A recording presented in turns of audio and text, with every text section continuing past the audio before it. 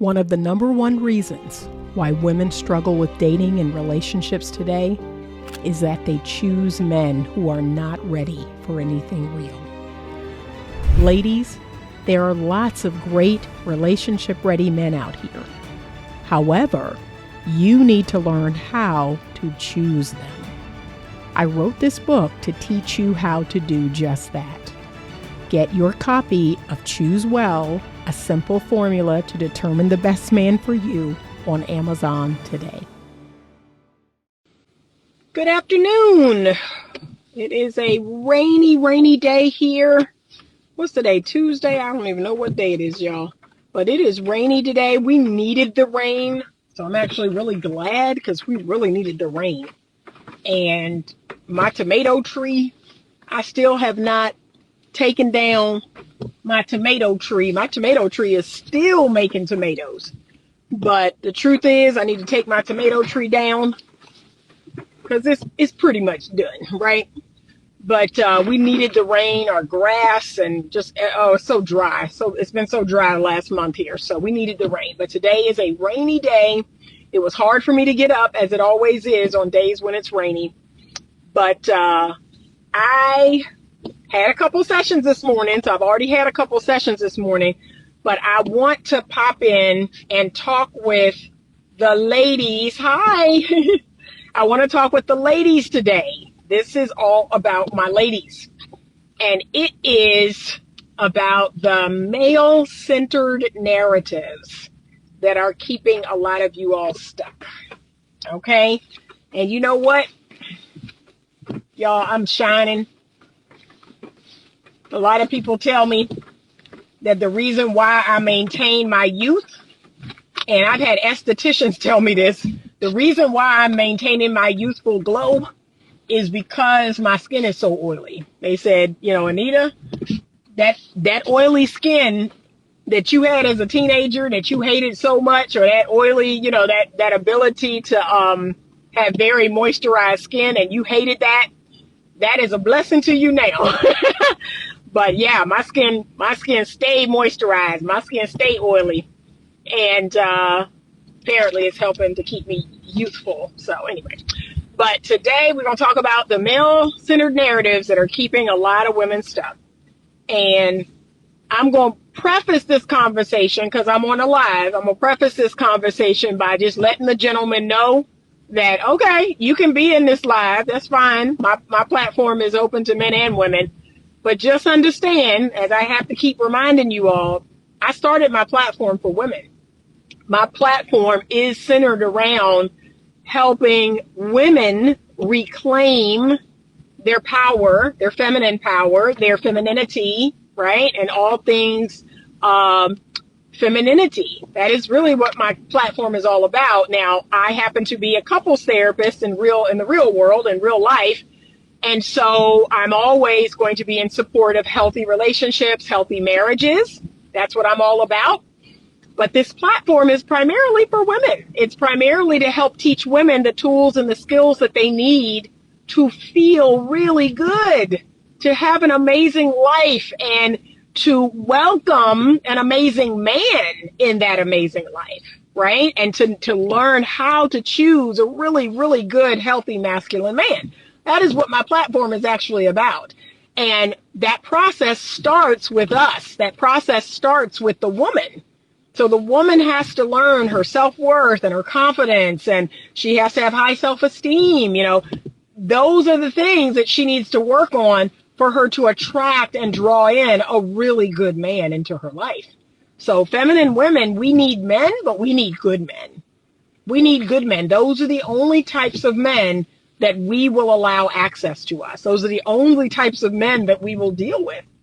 So it is either a really great, healthy, masculine man, or it is doing life, on our own with our friends and our family and our hobbies and our interests and our work and our passions and our purposes.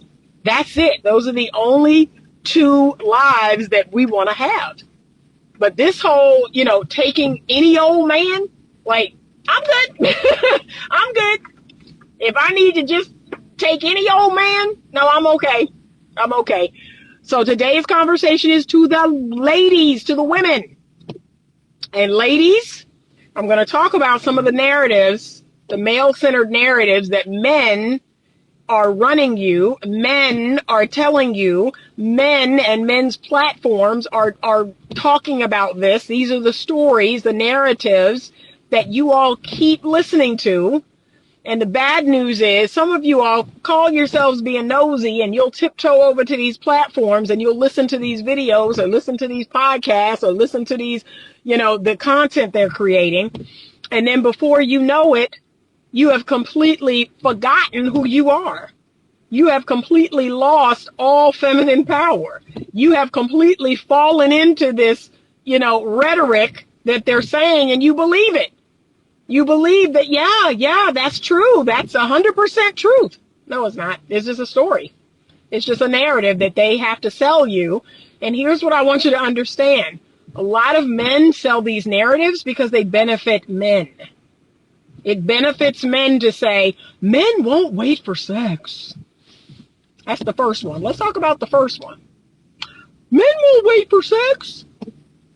What? You want to wait until you're married to have sex? There's no man on the whole entire planet is going to do that. Okay. Okay. All right. That's the first narrative that you all have heard over and over and over again. That no man anywhere on the face of the earth will wait until he's married to have sex. And yet, 50, 60 short years ago, that was most men.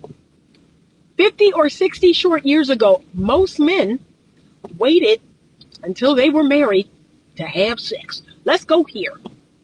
Most men, 50 or 60 short years ago, could not pull out a device in their pocket and pull up the naked body of a woman.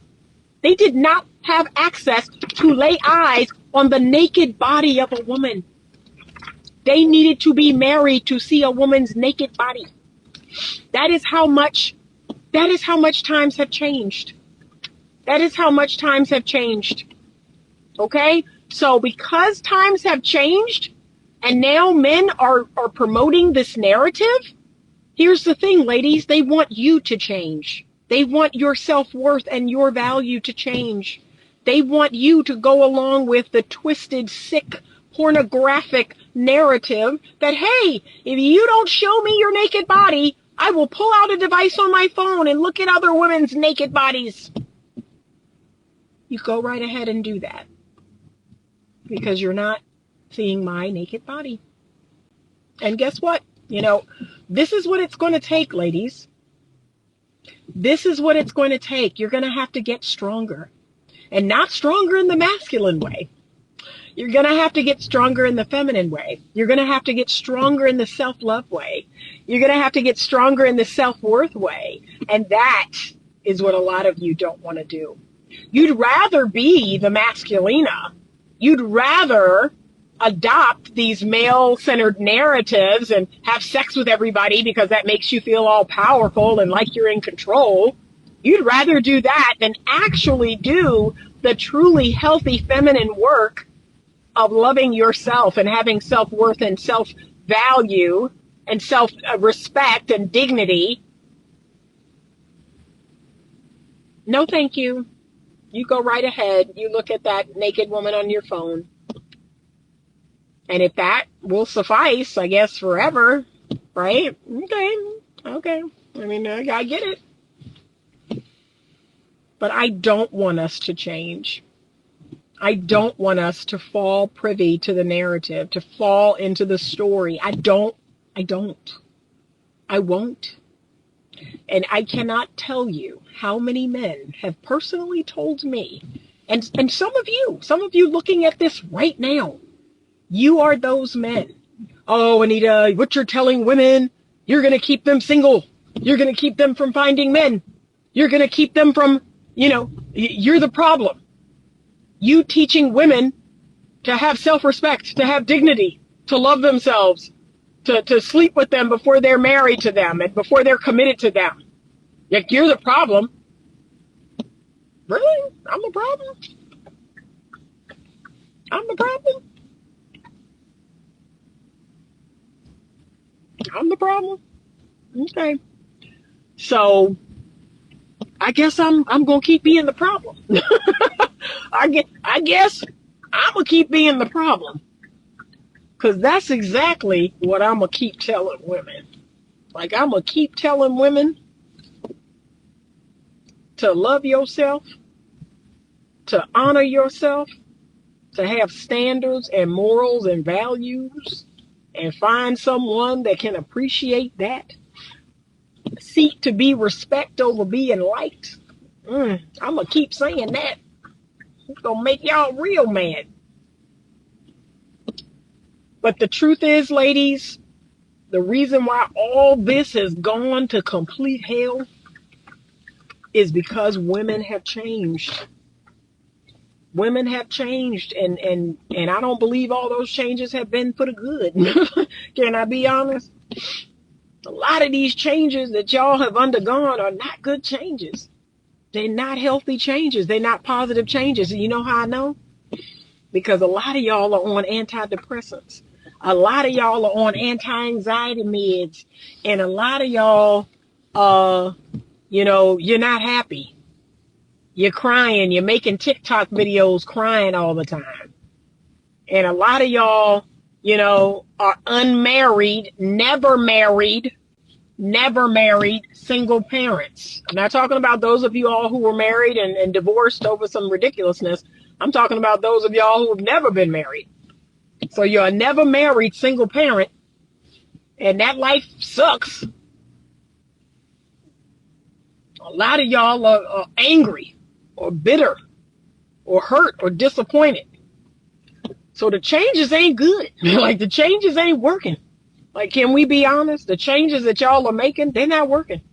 A lot of y'all self-esteem and your self-worth and your values in the toilet because you've been out here sleeping around, giving your body to men that don't love you and certainly don't even like you. In the name of empowerment, in the name of, or this is what it is to be powerful. This is what it is to be strong. Like what you're doing is not working. Like, can we be honest? Can you be honest with yourself if you can't be honest with me? What you're doing and the changes you're making are just not working. So yes, I'm asking women to sincerely, you got to sincerely take a look, take stock at how you're living and what you're doing. And is it really satisfying? Is it really fulfilling? But that's the first narrative is, men won't wait for sex. And y'all have bought it hook, line, and sinker. Hook, line, and sinker. That's why you're out here having premarital sex, because you believe it. You believe that that's true. I don't believe that that's true. That's why I'm not doing that. I just don't. I don't buy it. I don't believe it. I don't care how many men say it. I don't care how many men tell it to me. I just don't. I don't. And, I believe that the man God has for me, the truly, genuinely, godly, following Christ, born again believer is like, okay, that is the standard. That's not only Anita's standard, that's God's standard. So what Anita and God are saying is lining up. Like that's kind of lining up. That makes sense to me. So that's the first narrative. The second narrative that this male-centered narrative, and remember, these things benefit men. You have to believe it because that is what is going to benefit men. So the second narrative is that over a certain age, your value drops. You are no longer valuable to a man. You have no real inherent value to a man. Once you're over a certain age, let's tag on to that. Once you are no longer fertile, right? So they also have a narrative that says if you can no longer have babies, if you're no longer fertile, if you're above the age of 35, 40, 45, whatever that age is, right? You are no longer fertile, so you're no longer valuable to a good man or to a man. That's the second narrative. The hit the wall narrative, right? Now, statistically, so I'm going to speak in two different realms here, so I want you to be able to follow me. Statistically, yes, we know that a woman has a finite window in which to have a baby, right? That is a statistical, biological fact. So y'all know how my brain works. You have this side over here that is the more feeling, emotional, spiritual side. And then you have this side over here that is the more logical, rational, scientific side. So I'm speaking from this side. Okay. And then I'm going to speak from this side. And so, yes, women have a finite window in which to have babies. Their eggs will run out. Their body will, shut down. Their body will officially shut down and they can no longer have a baby, just especially without any intervention. Like, we know that to be true. However, let's go over on this side. Let me just announce I'm headed over to this side. You ready? That does not mean that once a woman can no longer have a baby, produce eggs, and house a baby, that does not mean that her inherent value as a person disappears, right? Yes, God created women. We are the only of the two genders, of the two sexes, we are the only sex that can house and birth the children. We are the only sex. Women. Okay? XX. Okay? So I want to make that clear. The only person that can have the baby is us. And yet, there are other things that we are God designed to do. So that's not the only thing we do. Having babies is not the only thing we do. Nursing babies from our breasts is not the only thing we do. There are other things that God designs us to do. There are other purposes and passions and just things that we're put here to do. And we have to be willing to explore that. We do have value till the day we die, but it's up to us to bring forth that value. It's up to us to help to reveal what that purpose or value or worth is. Now, if you're sitting around and you're not doing anything with your life and you're still living with your parents in the basement and you don't work and, you're not doing anything to bring forth all of that value, all of that potential that lies within you. And that's whether you're a man or a woman. So, yes, every single person on the planet must do what is necessary to bring forth that seed, that potential that lies inside of all of us. That's what God gave all of us. Okay? But to think that once a woman is no longer in the stage of procreating, she is no longer able to make babies. It's a wicked thing to think that she no longer has value. That's coming straight from the devil. Right? That is a demonic thought in my mind. Any person who is willing to drill that into a woman's head, that comes straight from Satan. And remember, our war is not with flesh and blood. Our war is not with people. It's with the demonic forces of the world. And so those of you out there who are spewing some of this, ridiculous rhetoric, you're talking about some of these things and you're spilling it out onto people as it's the truth. It's a truth. It's what you should believe, right? That is the demons talking to you. That is the devil talking to you. He's giving you that piece of, that talking point, and then you're just spewing it out into the world. But if you are connected to God the way I'm connected to God, that's not true. Every person has inherent worth and value. And yes, it's up to them to bring that forth into the world. So even once a woman cannot have children, or there are some women who were born that way. They were born without ovaries or born without a uterus or whatever the case may be. They've never been able to have children. That does not absolve them from any worth or value. That's silly to say. That's really silly to say that, she can't have kids and she's hit the wall. She's past her fertility window and, don't no man want her. That is absolutely ludicrous.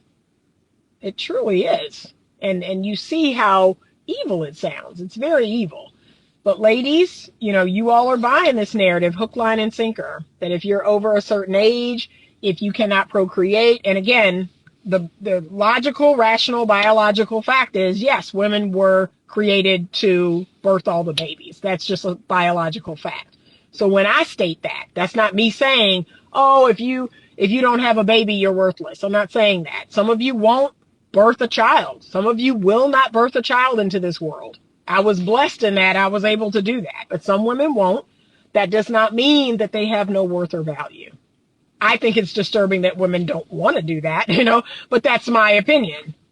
I just think that's disturbing that we're going through this trend where women don't want to have kids. I think that's just disturbing, but that's my opinion. Okay. But that is a narrative that a lot of you all, you're letting that in. You need to stop listening to this stuff. You need to stop looking at this stuff. You're letting that narrative in. That, oh, I'm over 35, I've hit the wall, no one wants me. And that, honestly, that's the reason why women like Jennifer Williams, 48 years old, that's why she's dressing like she's 20. That's why she's trying to compete with 20-year-old women. Because she believes in that narrative. That at 48, the fact that a 30-year-old man wanted her and a 30-year-old man was, giving her attention and giving her rhythm and then proposed to her. Oh my God, this just affirms that at 48, I am still valuable. Baby, no, you're believing the rhetoric. You're believing the story that somebody is telling you. And I mean, it's a lot of people telling that story. So it's no wonder that she felt that way. A lot of people were telling her that story and she believed it. And that's why this 30-year-old, dickwad can come along and find himself. I mean, it's like every time I see these videos, I'm thinking, this dickwad is like in Paris. This guy who came from nowhere and has nothing is in Paris getting married to this, reality star. Like, he is somewhere laughing with his boys like, oh my God, I hit the lottery. Like, I hit the lottery. And it doesn't matter to him that she's 18 years older. He is moving in such a way that he never in a million years would have experienced if it wasn't for digmatizing Jennifer Williams. Like, really? This never would have been his reality at all. At all. Understand that. That's why I look at it and just like, this guy's nobody. This guy's nothing. And he has found himself getting married to this woman in Paris, having a $250,000 ceremony. Wow. So lightning has struck, right? Lightning has struck. But anyway, I got to go in here and take my clothes into the cleaners. But those are the main narratives. I mean, I can go on. I can definitely do a part 2 of this. But those are the most insidious. And then the last one, let me just say the last one and then I'm going to run in. The last narrative is that you, as a woman, if you are not married and if you're not in a relationship with a man, you have low worth and value. You have zero worth and value because your value is determined by being in a long-term relationship with a man or being married to a man. So again, that's the other narrative that Jennifer Williams has bought into. Who am I if I am not married? Who am I if I am not in a long-term relationship with a man? Not a good man, not a positive, God-fearing, high character man, just a man, right? Just an XY, just a man with a penis, a person with a penis, an XY. I must be in a relationship with a person with a penis to be valued, to be worthy. To be, I'm his. And y'all keep buying this sick narrative. So much so that you'll take any XY with a penis and say, yeah, I'm his wife. I'm with him. And that somehow means something. And that has to stop. That's why we're finding ourselves in these situations because we have bought into this male-centered narrative. And of course, the men are going to push these narratives because it benefits them. It's the reason why a man like him can have access to a woman like her. Okay? I've got to sell you on, number one, men will not wait for sex until they're married. Nope, you better have sex with me. I'm going to go after somebody else. I'm going to give all this to somebody else. Okay. Number two, if you are a woman of a certain age, you have no worth and value. Nobody wants you and you're dried up. You know what? You can't have any kids. Why would a man want you? Right? And number three, if you're not in a relationship with a man long term, if you're not married, you're nothing. How dare you try to talk to me about relationships? How dare you advise me about marriage when you don't have a man? Forget the fact that you're clinically trained. Forget the fact that you've been doing this for 25 years and you have experience. Oh, if you're not married, Anita, you're nothing. Seriously, y'all. So those are the top 3. I just wanted to give y'all that to think about. I need you to stop listening to these people and these narratives and letting them sink into your soul and define you and define the behaviors and the choices that you're making, because you're making some really not great choices, because someone somewhere has sold you the story that you're just not good enough. You're just not good enough, or, I'm not going to wait. You better have a man, you better be married to a man and have a successful relationship for anything you say out of your mouth to have value, for anything you say out of your mouth to actually be good advice. Okay? So yeah, it's a whole thing. But that is what's keeping a lot of women stuck, is these narratives. So I just wanted to shed some light on them. Hey, I'll probably do a part 2 because there are many others. But ladies, you've got to take your feminine power back. You've got to know who you are. You've got to love yourself. You've got to know what your worth and value is outside of your vagina. So outside of your vagina, what is your worth and value? I am going to actually write my own list, and I'll share that list in part 2. All the ways that Anita is beneficial to the world, to her family, to her friends, to her parents, to men, all the things outside of my vagina. Okay, so if my vagina didn't work anymore, what else? What else do I bring to people and the world at large?